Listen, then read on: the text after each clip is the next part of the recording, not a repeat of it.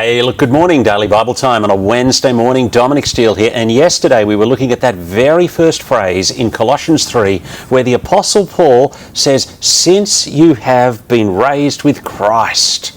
And something has happened to the people that the Apostle Paul is writing to. Christ was raised from the dead. But Paul is assuming here that the people that he is writing to have also been raised. Now, is this you? Here's a diagnostic question. I mean, right now, would you consider yourself as somebody who's been raised with Christ? Because he says, since you have been raised with Christ. I mean, you're probably thinking, well, maybe, but could you define that a little better, please, Dominic? Let me tackle it this way. Paul explains his position, his logic, in the next two sentences in Colossians 3.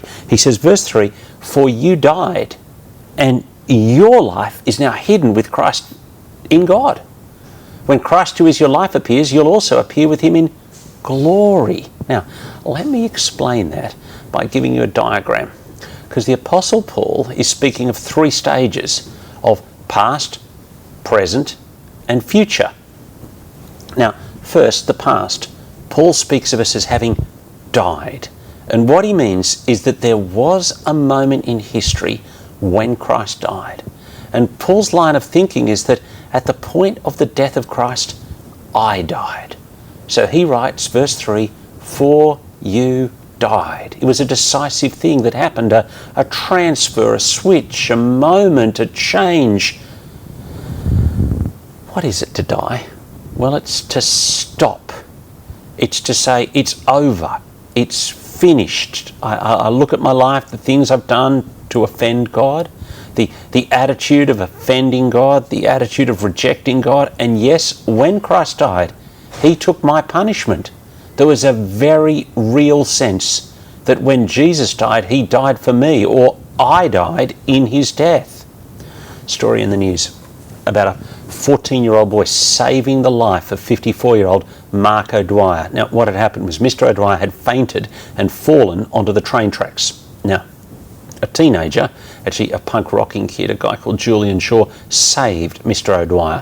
What happened was Julian jumped down onto the tracks, lifted up Mr. O'Dwyer, put him on his shoulder, and then this Year 9 student rolled Mr. O'Dwyer under the platform out of the way of the train. Now, for every day that Mark O'Dwyer wakes up, from this time on, he's got Julian Shaw to thank. For without Julian Shaw, he would be dead. And that sense of gratitude from Mr. O'Dwyer is quite clear when you read the newspaper article. For every day on earth here and in the future, in heaven, I have Jesus to thank, for he died the death that I should have died. I live because he died. So flowing from that, my life's not mine anymore. Jesus has died my death. So in that I'm alive, I'm not living for me anymore. I'm living for Jesus. More tomorrow on Daily Bible Time. And hey, remember, subscribe to the Daily Bible Time YouTube channel and help us get to 100 subscribers.